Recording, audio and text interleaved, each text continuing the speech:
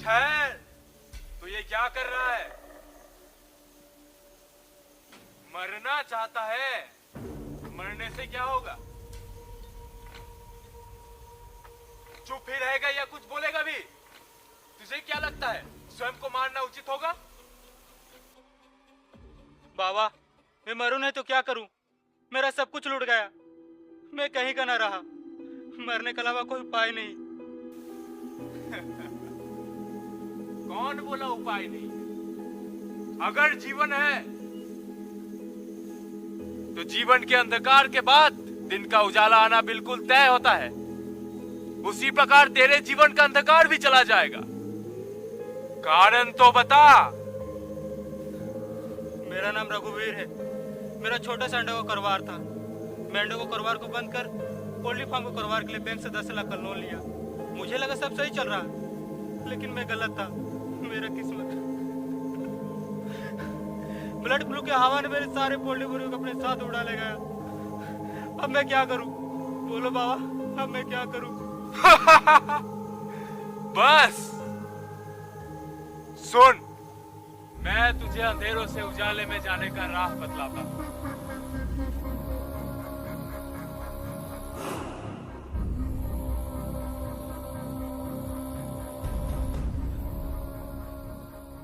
बाबा, ये क्या कह रहे हैं आप? ये करना मेरे बस की बात नहीं है। अच्छा, ये तेरे बस की बात नहीं है? मरना बस में है, लेकिन जिससे तेरा जीवन बदल जाएगा वो बस में नहीं। लेकिन बाबा, जा, तू कर लेगा।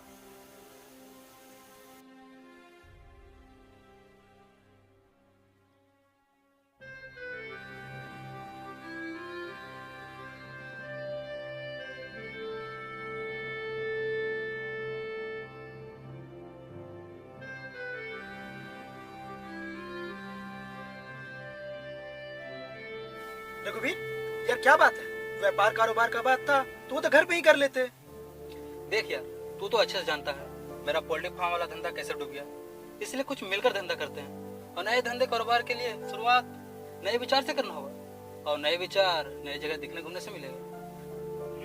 बात तो ठीक है, चलो फिर।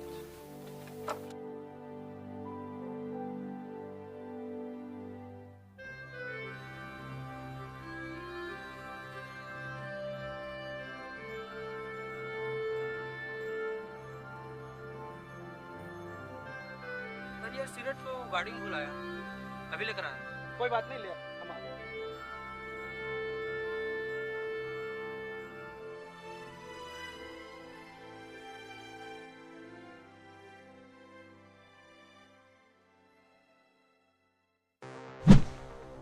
रघुवीर, ये क्या? दिमाग ठिकाने पे है ना? माफ करना यार, तुम्हें मरना होगा। लेकिन हम तो यहाँ कारोबार के लिए आए थे ना। हाँ, उसके लिए तुम्हें मरना जरूरी है। अगर ऐसी बात है तो मैं नहीं, तू मरेगा।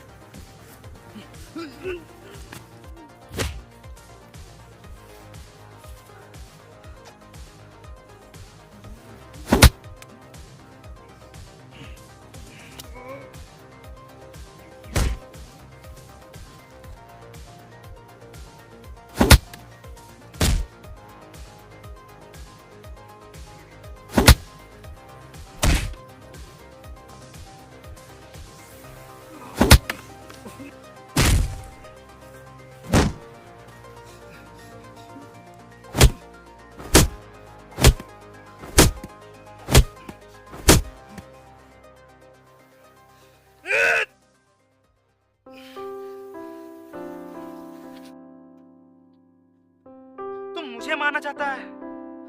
तू तो मेरे बचपन का यार है, तो फिर क्यों?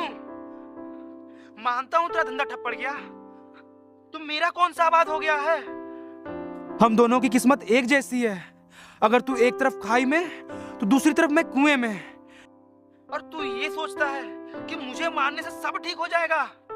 नहीं यार, तुम गलत हो, फिर भी मैं तुझे माफ करता हूँ और हम ठंडे दिमाग से सोचेंगे। कोई ना कोई धंधा तो हम जरूर कर लेंगे। अब घर चल।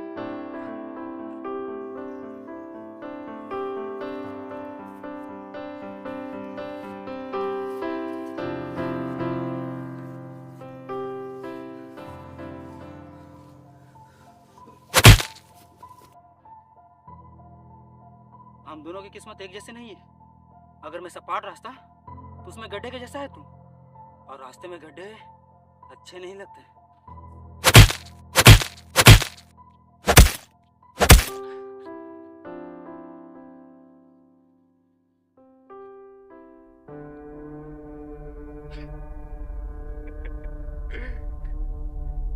वाह, मैंने कहा था ना तू कर लेगा। अब जा, कल का सवेरा तेरे जीवन में नया उजाला लाएगा।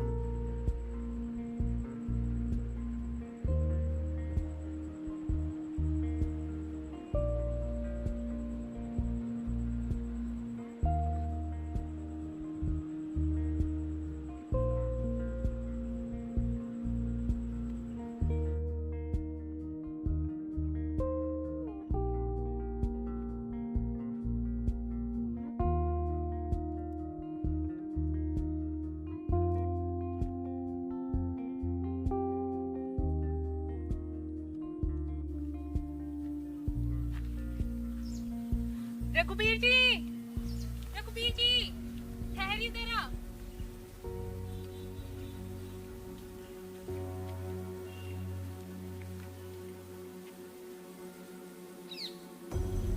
हाँ भाभी जी। सुनिए ना, मेरे वो पिछले 8 दिनों से घर नहीं आए हैं, ना ही उनका कॉल लग रहा है। वो तो आपके साथ में थे ना? अच्छा, प्यारलाल ने और क्या बताया? कुछ खास नहीं, कह रहे थे कि आपने कॉल किया है तो जाना पड़ेगा। अरे भाभी जी, प्यारलाल ने बताया नहीं, वो कोलकाता गया है नए कारोबार धंधे के लिए। शायद भाभी जी आपको चकित करना चाहता हो, इसलिए नहीं बताया होगा। अच्छा, उनको भी ना सिर्फ हमको चकित करने की पड़ी रहती है, और हम यहाँ अकेले ही परेशान रहते हैं। अच्छा भाभी, मैं चलता हूँ, काम के लिए देर हो रहा है।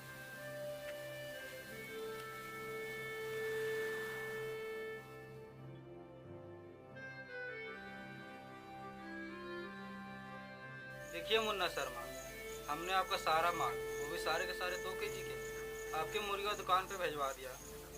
लेकिन आप मेरे मुर्गियों की कीमत देने में बहुत वक्त लगाते हैं। और जल्दी कर देते तो आपका मेरा व्यापार और भी ऊंचाइयों को छूने लगता।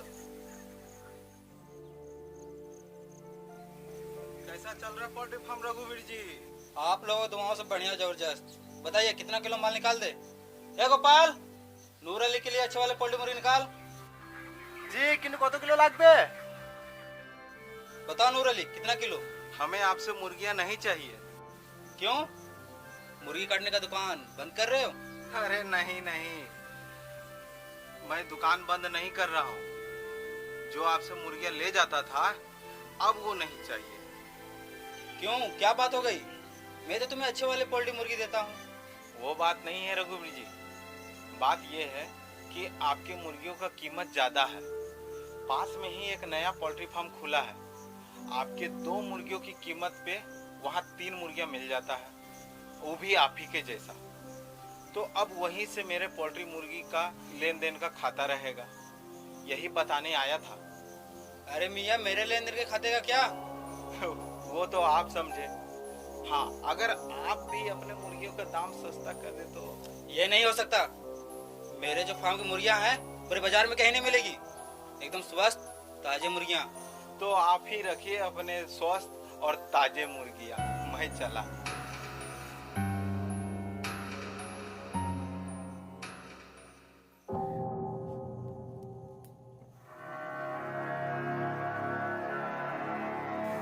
बाबा, बाबा, क्या हुआ भक्त, तू यहाँ?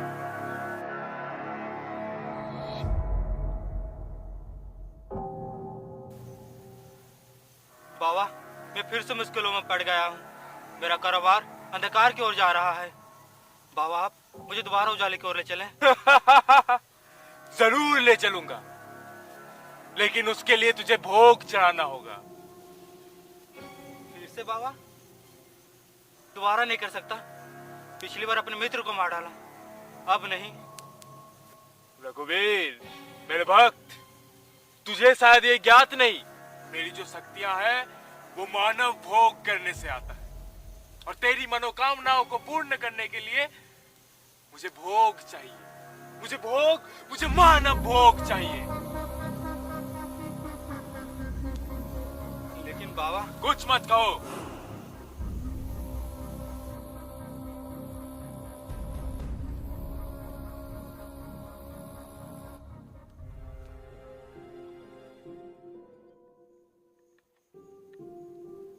रघुवीर, ये तुम मुझे कहाँ ले आए? जो सर चाचा, याद नहीं? कुछ दिनों पहले मेरा पोल्ट्री फार्म करवाट हो गया। मेरा दिवालिया, मैं पूरी तरह से बर्बाद हो गया था। ये तो तुमने पहले बताया ही नहीं कि अचानक से सब कुछ ठीक कैसे हो गया और तुम्हारा पोल्ट्री फार्म फिर से चालू भी हो गया। कहीं तुमने डाका तो नहीं डाला? चाचा, आप कैसी बातें कर रहे हैं? मैं कहीं डाका नहीं डाला, बस एक महान बाबा है, उनके चरणों में झुका, फिर क्या, उन्हीं का सब कृपा है। क्या महान बाबा? मुझे भी उनके पास ले चलो ना। तुम तो जानते हो मेरे ऊपर चाचा वीडियो का बोझ है। हाँ चाचा, मैं अच्छे से जानता हूँ, इसलिए तो आपको बाबा के पास ले जा रहा हूँ, ताकि आपका जीवन भी मेरी तरह बदल जाए। क्या तुम एक पड़ोसी के लिए इतना कुछ कर रहे हो तो मैं भी तुम्हारे लिए कुछ करूँ। मैं जानता हूँ मेरी मझली बेटी तुम्हें बहुत पसंद है, क्यों तुम उससे विवाह कर दो। आप जानते हैं मैं विवाह नहीं कर सकता। पर क्यों बेटा? चाचा, हम पहुँचने वाले हैं। पर यूं ही अकेले कब तक रहो? अकेला रहना अच्छा लगता है।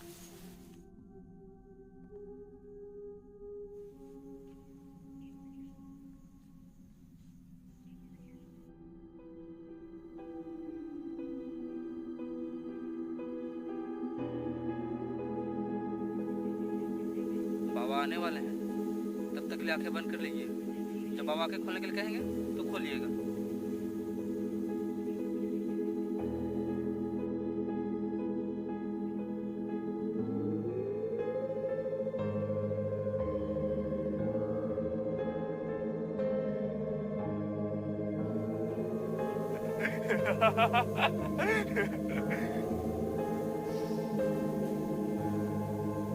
ताजा ताजा खून, मैं तेरे इस भोग से प्रसन्न हूँ।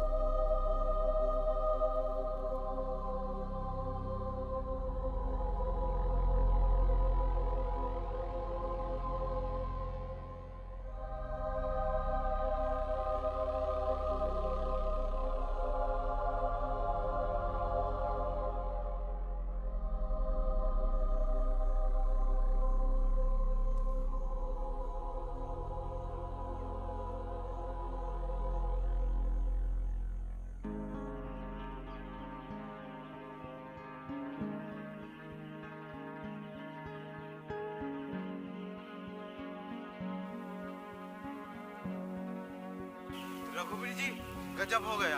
क्या गजब हो गया? नए पोल्ट्री फार्म का मालिक अचानक से मारा गया। सोचने वाली बात यह है कि ना उसका किसी ने कत्ल किया, ना ही उन्होंने आत्महत्या की। फिर भी ना जाने क्यों आज उसकी अर्थी निकाली जा रही है। क्या कह रहे हो? कल तक तो सब ठीक था, फिर अचानक? सुनकर बहुत बुरा लगा। भगवान उसका आत्मा को शांति दे। भला आदमी था। अब उसका पोल्ट्री फार्म भी बंद हो जाएगा। बंद हो जाएगा तो क्या होगा? हमारा फार्म है ना। और कोई चारा भी नहीं है।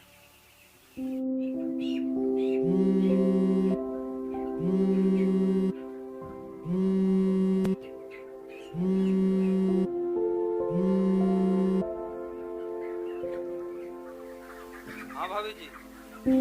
रघुवीर जी, आप मेरे घर आ जाएं, बहुत जरूरी बात करनी है। जी भाभी, आता हूँ।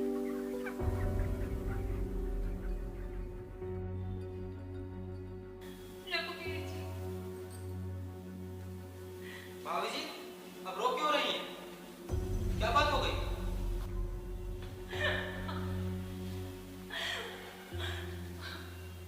हमें समझ नहीं आता, इतने दिनों से वो घर नहीं आए हैं। ऐसा मजाक उन्होंने पहले कभी नहीं की।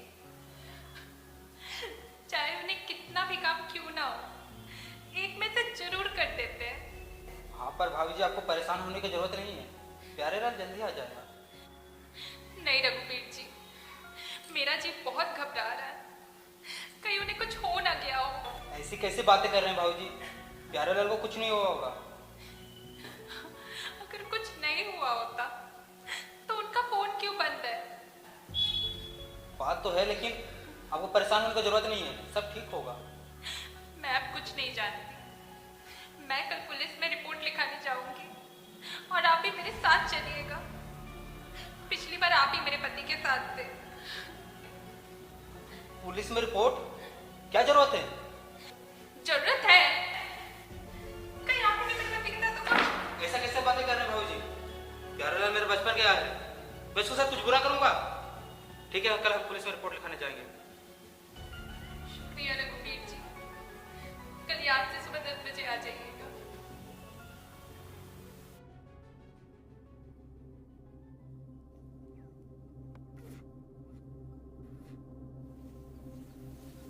बाबा, बाबा,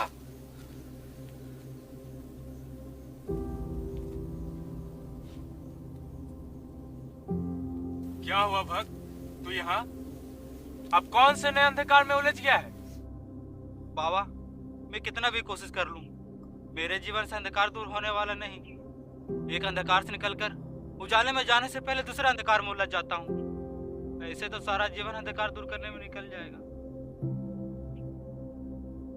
रघुवीर, मेरे भक्त, जीवन रात जैसे जीवन का अंधकार, वैसे दिन जीवन का उजाला, दोनों का आना बिल्कुल तय होता है।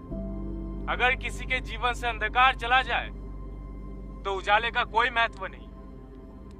इसी को जीवन जीना कहते हैं और यही जीवन का रीत है। मुझे नहीं चाहिए रात का वो अंधेरा जिसमें डर, घबराहट, नाकामी, किसी का गुम हो जाने का ख्याल। बाबा, सिर्फ मुझे उजाले में जीवन जीना है। सिर्फ आप कहिए, कितनों का भोग चढ़ाना होगा? रघुवीर, तेरा मनोकामना पूर्ण होगा, लेकिन उसके लिए क्या तू वो भोग चढ़ा पाएगा जो तुझे सबसे प्रिय है? मैं उन हर प्रिय लोगों का भोग चढ़ा दूंगा जिससे मेरा जीवन उजाले की ओर जाए।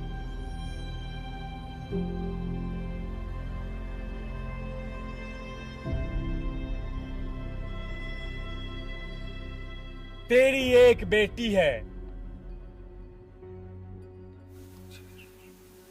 अपनी बेटी को मुझे भोग में चढ़ा। क्या? नहीं नहीं बाबा, अपनी बेटी का भोग? देख रघुवीर, मेरी जो शक्तियां हैं वो मानव के भोग करने से आता है। अगर साधारण भाषा में कहूं तो अगर किसी के जीवन जीने की आयु 100 वर्ष है, लेकिन उसका भोग 50 वर्ष की आयु में करता हूं, तो उसकी शेष आयु मुझे प्राप्त होती है। और मैं शक्तिशाली होता जाता। और तेरी इन मनोकामनाओं को पूर्ण करने के लिए मुझे वो भोग चाहिए जिसकी जीवन जीने की आयु बहुत लंबी हो। जो तेरी बेटी में दिखता है उसकी आयु लंबी है। वैसे भी बच्चों के मन में ना कोई पाप, ना कोई छल कपट, ना कोई लोभ, ना ही किसी के लिए नफरत, जिसके कारण बच्चों का दिल पवित्र होता है। जो तेरी बेटी में दिखता है उसका दिल पवित्र है। तेरी बेटी का भोग मुझे अपार शक्तिशाली बना देगा।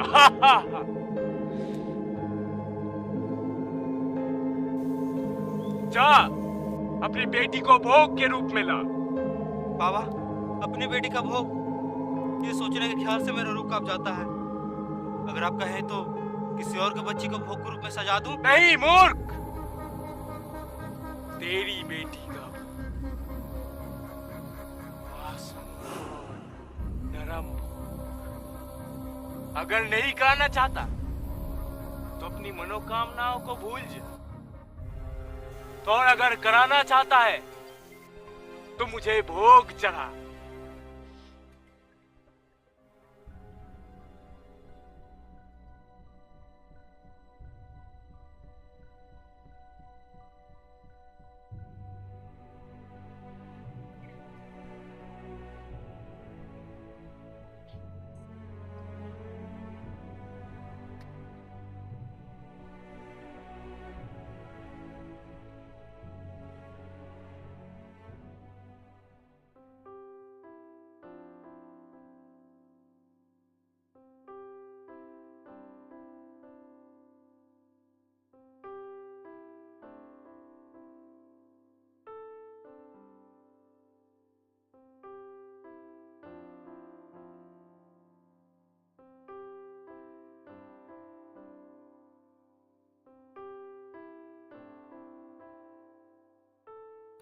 আমি বলেছিলাম না খেলতে পারবে না, কিন্তু তুমি আছে যে আমার একটা কথা শোনো না।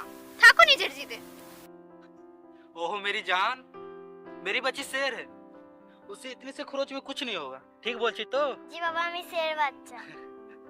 তোমরা বাবা মেয়ে না মিলে থাকো। তোমার এই লক্ষণের জন্য আমি তোমাকে একদিন ছেড়ে চলে যাব। হ্যাঁ, ছেড়ে দাও।